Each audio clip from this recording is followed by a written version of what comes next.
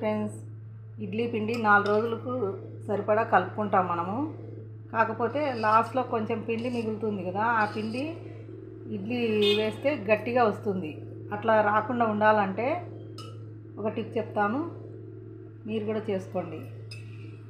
ఇదిగోండి, 1 స్పూన్ పెరుగు వేయండి.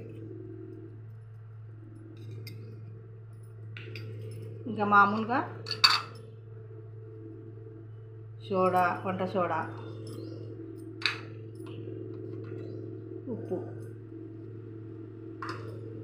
వాటితో పాటు పెరుగు కొంచెం కలుపుకున్నారంటే మెత్తగా వస్తాయి ఇడ్లీలు.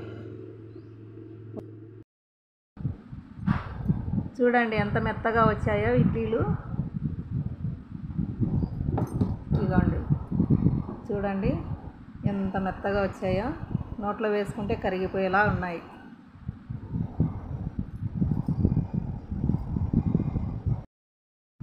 మీకు నా వీడియో నచ్చినట్లయితే లైక్ చేయండి, సబ్స్క్రైబ్ చేయండి, షేర్ చేయండి.